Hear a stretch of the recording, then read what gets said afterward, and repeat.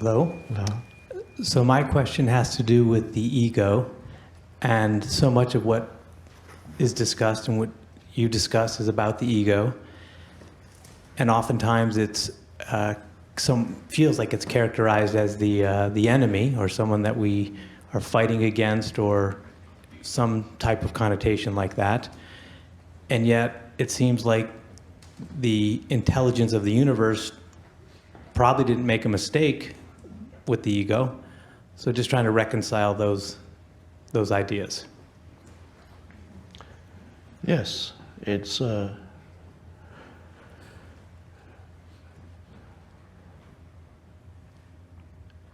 although from a certain perspective the ego may look quite insane, from a higher perspective it is no more than part of the evolutionary process of the species. It's a stage in the evolution, and as we are approaching the next stage in the evolution, we are beginning to see that the ego has completely outlived its usefulness, but it had its usefulness. And we are only now beginning to see that it is insane because we are approaching the next stage in human evolution. Before, nobody could see that the ego was insane, although except the very rare, the great masters. The Buddha already said it's an illusion. Jesus said, deny thyself, which means recognize the unreality of the ego. But not many people understood what they said. They were kind of precursors of the next step. They were pointing to it before it actually became a true awakening on the planet. So from our present perspective, because we are at the end of one evolutionary stage, the ego looks totally absurd once you see what it is and how much havoc it has created. But from a higher perspective, it's part of the evolution of humanity. Without, there would be no enlightenment or awakening without it, ultimately. So it's fine. You can, in your own life, you can see it, how you had to go through the ignorance in your own life. I mean, not ignorance in the sense of lack of education, but spiritual ignorance, not knowing who you essentially are and making so many mistakes on the basis of the illusory ego identity. And you can see it now, and you had to go through it.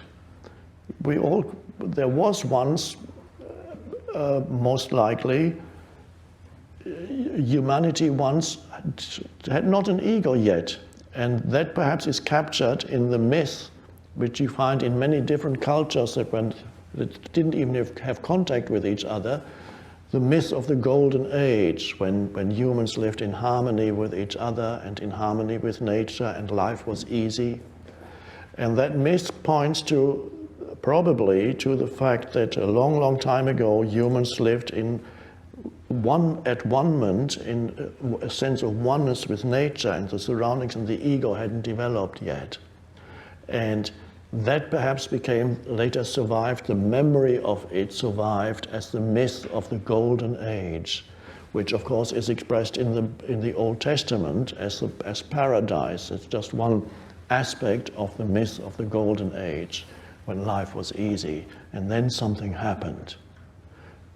The fall, whatever you want to call it, it happened, and then the ugliness came in, and that of course was the beginning of human ability to think, which at first was a miraculous thing. Thinking suddenly happened. Some anthropologists are telling us that, and I believe they're right, when thinking first began to happen in humans were very surprised, and they thought that some god was talking to them in their head. And so, because thoughts suddenly came, of course, part of that was like the development of language, and so language started to happen in people's heads. Who's talking? And then and they acted on it often. When a thought came, and then they did it. Kill this man. The enemy, the other tribe, they are the enemy. They're not human. That's what the voice is telling me. So the voice in the head, language internalized, that it was a miracle because, but it also made many things possible that would not have been possible without it. Knowledge arising, you can transmit knowledge, and so how civilization, as we know it, wouldn't happen without that.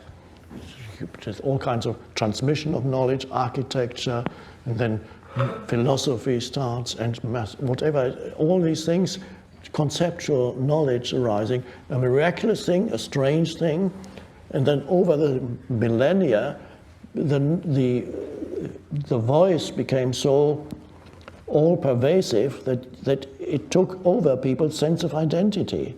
Whereas before, for a long time, probably, after the arising of thinking, humans still had a sense of rootedness in being, the natural sense of rootedness in the depths of their being. And gradually, over the millennia, they got drawn more and more into the thinking head mode. And then their whole sense of identity was no longer rooted in the depths of their being, but in the voice in the head. And that's how but it made many things possible. And now the next step in the evolution is a return to the pre-egoic state with the added dimension of consciously knowing your connectedness with the One. Whereas before, they were connected with the One without even knowing it. It was a natural state of connectedness. But as we return to the ego, go beyond ego, we now knowingly we return to the One consciously, and that's the next stage. So it's not a regressive step. In some sense, we go back to the golden age, one could almost say, but knowing. And that's expressed, of course, in the ancient parable of what in the Bible is called the prodigal son.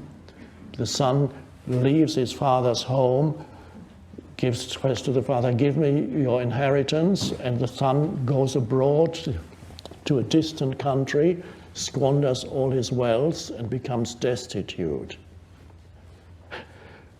And then the message comes from the father sends a messenger, "Come back home, come back to me." And then the son begins to remember who he is. And then he comes back to the father's home, and as the parable says, is loved more deeply than before. There's a deeper, so there's an added, once you lose it, then you never really lose it completely. You can't, otherwise you wouldn't even exist. But you lose it, and then you return. When you return to it, there's a depth to it of knowing. And that's where we are destined to go. And so, once we realize that, we're actually grateful to the ego, because it was a part of the journey. Yeah. Thank you very much.